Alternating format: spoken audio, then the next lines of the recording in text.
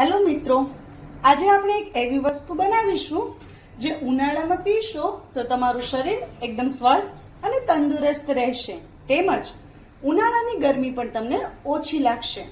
તેના માટે સૌથી પહેલા એક તપેલી અથવા પેન લઈને તેમાં 4 થી 5 બરફના ટુકડા નાખવા.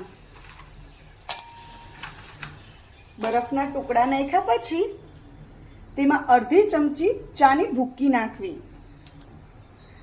અને 1 ચમચી વરિયાળી નાખવી. ત્યારબાદ અને બરાબરથી ગરમ થવા દેવું.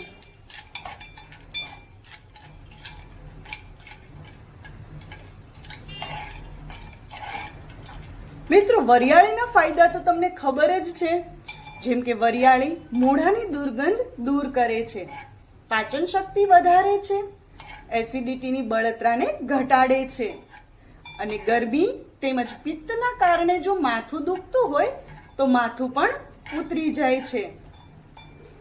જો હવે તમે જોશો તો આપણું બરફવાળું પાણી ઓગળી ગયું છે અને આને બરાબર 3 થી 4 મિનિટ માટે ઉકળવા દેવાનું છે.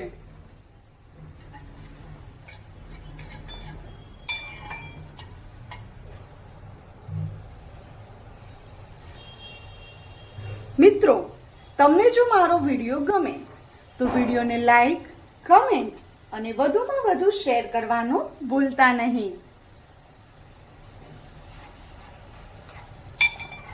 જો તમે ઈચ્છો તો પાણી ઉકળી ગયા પછી પણ એમાં આઈસ ક્યુબ નાખી શકો છો.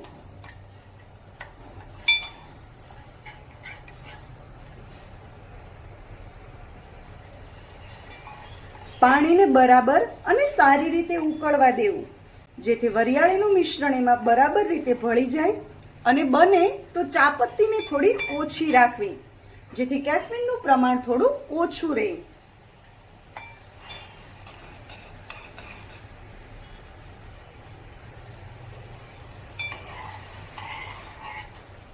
હવે આપણું ચાનું પાણી બરાબર ઉકળી ગયું છે અને બરફ પણ ઓગળી ગયો છે. તો હવે ગેસની ફ્લેમને બંધ કરી દઈશું અને હવે આને ઠંડી કરવા માટે તેમાં ફરીવાર 3 થી 4 આઈસ ક્યુબ એડ કરીશું અને બરાબર હલાવતા રહીશું.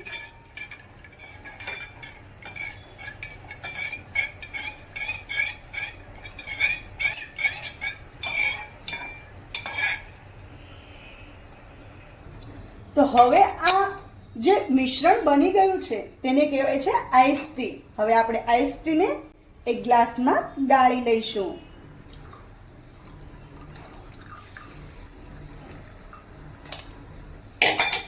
અને તેમાં ફરીથી 2-3 આઈસ ક્યુબને એડ કરીશું.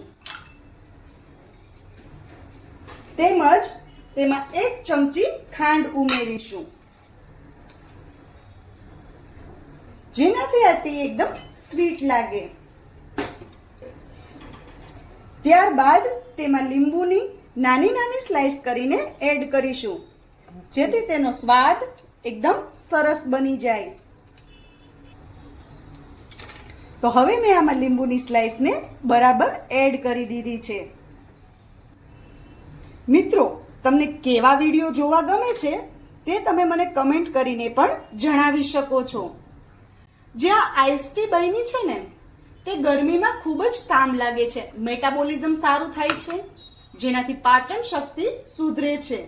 વજન ઉતારવા માટે પણ આ ચા એક રામબાણ ઈલાજ છે. તેમજ આ ચા પીવાથી શરીર હાઇડ્રેટેડ રહે છે અને કેન્સરના જોખમને ઘટાડે છે.